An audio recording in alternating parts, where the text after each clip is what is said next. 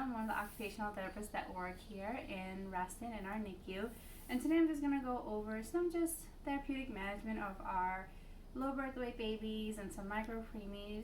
I'm just going to kind of touch on just handling and positioning, just so that we're providing the most optimal care for our babies. For our micro preemies, we really want to keep in mind just how fragile they are, but also that we want to provide them obviously with like some good input, because they are out of the mom pretty early, so they're losing a lot of that input they would be getting from their mom's belly. So let's start just with like the skin and just talk about it really quick. Keep in mind that they're frail. Their skin is fragile, not frail, fragile.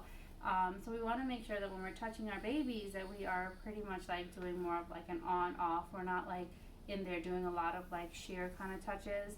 So avoiding like stroking, things like that. We want to just make sure we always have a really good hand on our babies, just to provide them with that like physiological flexion. Just making sure that we are giving them some good cranial support, flexing those hips in, because remember, in the mom's belly the babies are nice and flexed. They have their hands to their face, their hips are nice and flexed, and then when they come out they tend to do just a little bit more of like a flailing out. They don't really have that support or that feedback from the mom to really develop a lot of those like flexor muscles that we would want. Also with the baby skin, just think of just like temperature and touch. Think of, is our hands warm? Are the things that we're doing, like the temperature problem, is it warm? Maybe just leaving it inside the isolate just for a few minutes while you're doing something else, just to kind of heat it up a little bit, just so that we're not sticking cold things onto them, because again, they don't know how to like thermoregulate yet. So like really trying to just be more mindful about like our cold hands. Maybe give it a little rub or just keep it under the isolate before you touch them. I know it's hard when some people have like cold hands. And the other thing also is to think of just like the lighting and the sounds and stuff that we are providing as well for these like micro, like low birth weight babies. Their nervous system is still so immature. We want to make sure that we're not just opening up the isolate. We have like a dim light. There's not a lot of noise, even just our voices. Practicing more of a whisper. I know it's hard to hear the whispers, but when we're talking to the colleague or when we're doing two-person care, it's just communicating more in like a whisper versus like actually talking. Just making sure that we are providing them like the low stimuli, because again, their little bodies are not going to tolerate a lot of excitement. We don't want to overstimulate them. We want to make sure that they are staying nice and calm. And truly the best way, especially with any micro babies or any low birth weight babies, really doing those two-person cares. Getting one person to do a lot of that containment, just handling them so they are in a really good flex position, while the nursing staff can do, or the other nurse caregiver can do like a heel stick if they need to do like the blood draws, if they need to fix the ET tubes. A lot of that we can decrease the amount that they're like stimulated by just providing them just some gentle like proprioceptive input, just some nice containment throughout. Again, if you think about like the mom's belly, they're somewhere warm and contained, so we want to still maintain that same environment, or at least try to mimic it when they're out with just what we have in place for them.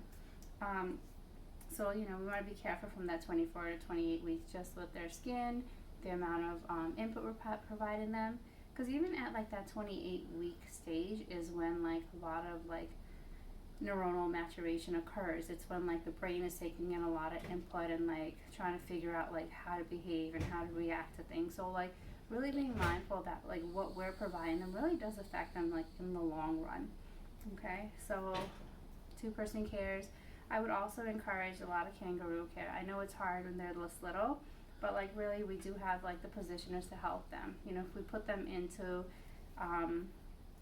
the snuggle up, let's say, which goes in this way, we can still do kangaroo care with the mom. We can get the babies in, get them flexed in, get their hands together, get them nice and snuggle and wrapped up.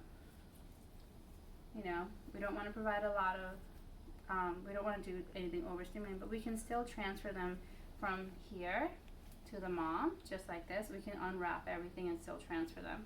So you don't, when you think about just like kangaroo care, how important it is, it's really to really benefit the mom and the baby, so the baby still has like a bond with the mom, because there's a lot of trauma that occurs when just babies are separated directly out of like delivery, you know. So that would just, again, just to kind of reiterate, like mimicking that like utero position, providing the hands-on containment with the babies, encouraging parents and parents, to do the kangaroo care. Also teaching parents, maybe if you don't have like another nurse or therapist with you, just showing them how to do like that two-person cares also, just how do we contain the babies, just so that they're not overstimulated. When we think of the physiological flexion too, when we're mimicking that in utero position, we want to avoid the extension. We don't want the babies just kind of like flop like a wet noodle, kind of floppy. We want to really think about bringing their arms in closer to their face. We want to think about flexing out those hips and those knees, and also just like that C-spine. We want to think of the C curve in the spine. Just to facilitate the flexion and getting them in. A lot of that development of flexion also encourages with respiratory stuff, with your GI motility, just overall development. You know, when the baby's hips are flexed, it actually helps to open up the diaphragm to allow more breathing, and actually does help with like the respiratory status and stuff as well with babies. So just thinking of this more of like a physiological flexion with the babies when we leave them. And also we don't want to be always like we don't want to be providing too much stimulus, right? So you want to provide like the just right stimulus at that just right time. We want to avoid always trying to like be super hands-on with them, you know. So when we leave the babies, we want to think about like what position are we leaving them in. You know, do we just leave them out because they have all these lines and stuff, or can we put them in like physiological flexion? You know, I am huge on the Z-Flow mattress, especially with our littler babies, because I feel like we can really mold it for ours to be able to get like them into a really good position. So like if we're doing a sideline position, we can really mold it so that like we can get the baby into a sideline state, and again just kind of molding it up and like towards the baby. Obviously this baby is a toy, so it's probably not going to be the best, but really like we can get him or her into like a really good position. Again, just trying to facilitate like the hip flexion, neck in neutral, slight flexion, a C curve position of the spine, hands in midline. So in that way, he or she is here. Because we want to be able to think about, when their hands are here, they're able to almost soothe as well if they can get their hands to their mouth. Again, I know some of our micropremies are also intubated, so if you're thinking about the intubation tube, you can always make like the little indents, like into, and then kind of cradle it so it's not just hanging or like going over. There's always like more of a neutral position for those as well.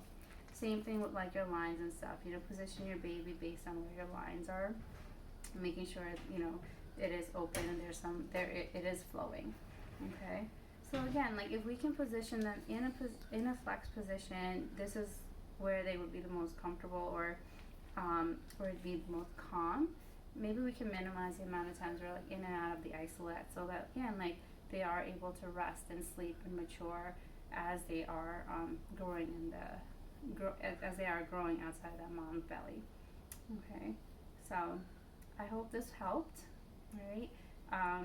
If you have any questions, there's always therapists around if you need just some like review on the positioners and stuff. Okay? Thank you.